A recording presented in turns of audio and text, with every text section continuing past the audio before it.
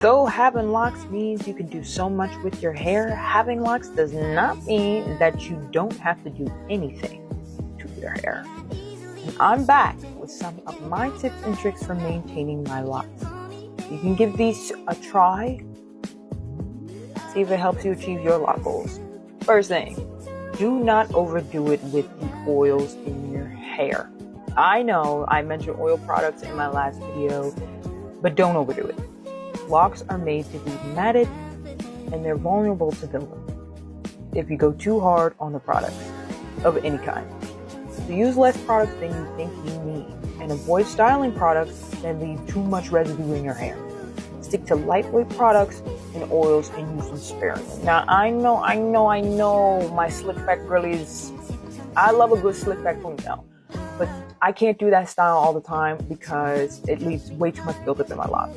So what I usually do is I use like a hair honey or something like that to help slick them down, something that can come out very easily. And I use an edge control gel that comes out extremely easily. Basically would sweat this out as well. I know I have 4C hair naturally or 4B hair naturally or whatever the actual typing is. I know that typing is arbitrary, but anyway. So I use Edge Booster, Style Factors Edge Booster to do my edges sometimes. I don't do this a lot. It's very rare that I will ever use these. Number 2, don't twist your locks, especially when they dry. And my hair is dry right now, and I am notorious for having my hands in my hair. So much so that one of my locks has broken off. I reattached it and it's broken off again because I dedicated that lock to be the lock that I would mess with when I was messing with my hair. And I'm gonna show you guys where that lock is, because some of y'all don't believe me because y'all see all the other ones and be like, oh my god, da da da da. Look at this lock. This is the one that's broke. This is the one I made fun of in the other video. I love this lock, but it's broke. Look, this is the piece that came off. Yes, I still have it because I want to reattach it so it can be as long as the other ones. See? Broken off because I always mess with that one. So only twist your locks when you're retwisting when they're moisturized and when they have plenty of time to do what they need to do. Doing it absent-minded and repetitive twisting pulls on the follicles. You don't want that. When you do retwist your locks, I recommend not twisting, and a lot of locticians will recommend this. Do not retwist your locks so very often. This will also cause breakage. This will cause them to become thinner over time. So do not twist them very often. Give your locks at least several months in between a retwist. So for me personally, I have 64 locks and I retwist about every 3 months. When I first started, I was really anal about it.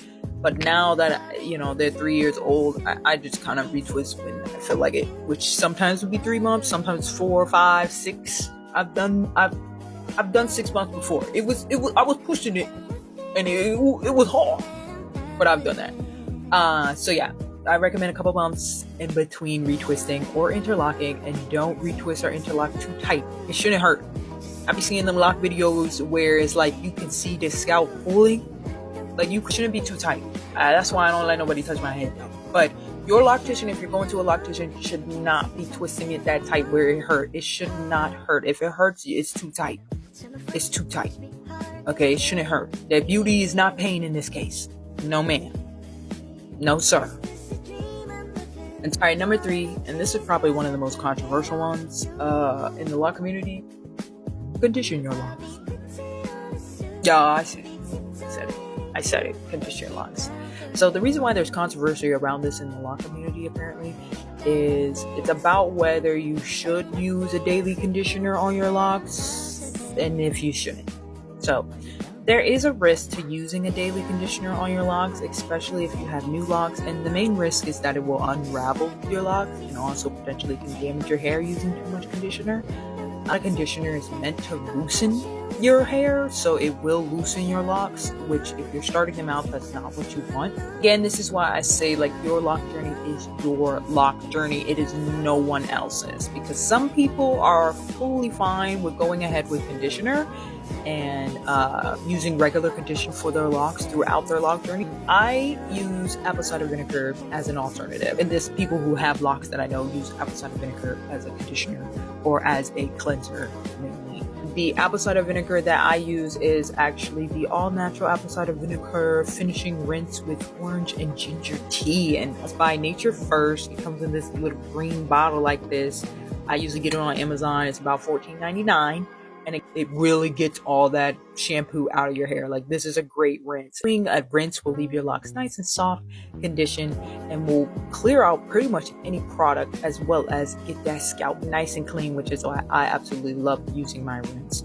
And you guys already know I'm not sponsored by any of these products at all. Okay, I'm just telling you guys what I do.